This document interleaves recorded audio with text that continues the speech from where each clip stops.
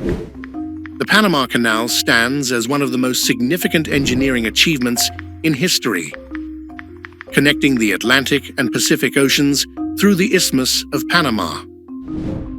Its creation was marked by ambition, failure, and eventual triumph, reflecting the geopolitical and economic aspirations of the 19th and 20th centuries.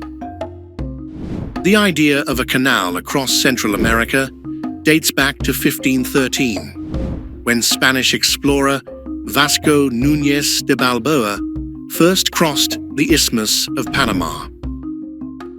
Over the centuries, European powers recognized the strategic potential of such a passage. By the late 19th century, technological advances made construction seem feasible, and French engineer Ferdinand de Lesseps, famed for building the Suez Canal, spearheaded the first serious attempt in 1880. However, the French effort faced insurmountable challenges, including tropical diseases like malaria and yellow fever, landslides, and financial mismanagement. After 9 years and over 20,000 worker deaths, the project collapsed in 1889, leaving only a fraction of the canal completed.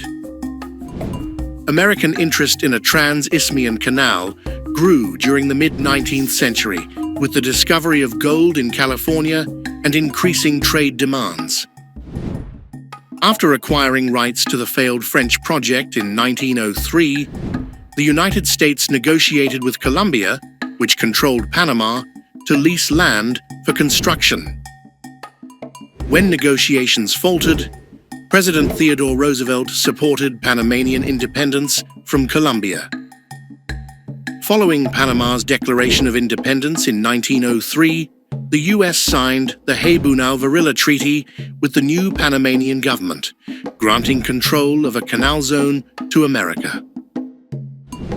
The United States began construction in 1904 under vastly improved conditions compared to earlier French efforts.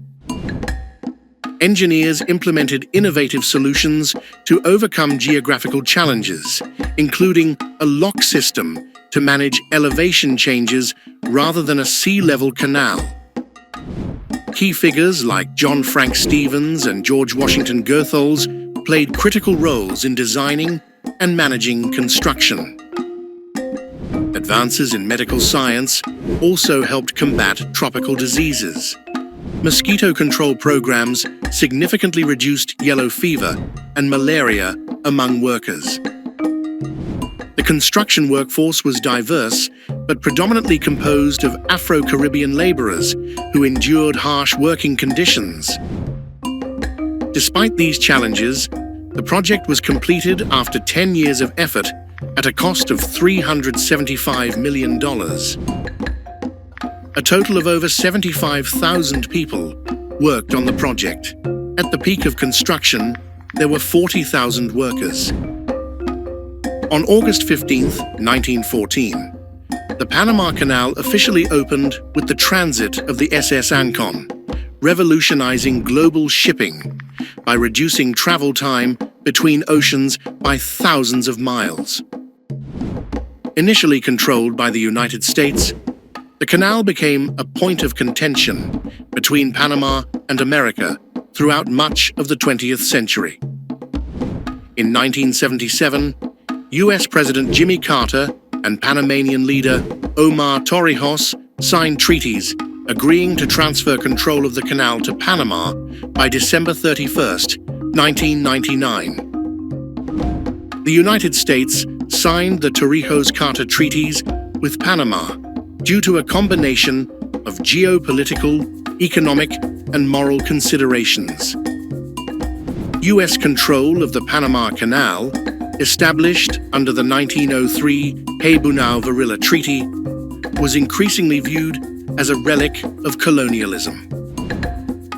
The canal zone was effectively a U.S. enclave in Panama, fostering resentment among Panamanians who felt their sovereignty was undermined.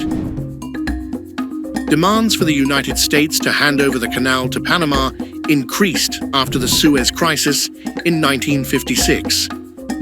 when the United States used financial and diplomatic pressure to force France and the UK to abandon their attempt to retake control of the Suez Canal, previously nationalized by the Nasser regime in Egypt.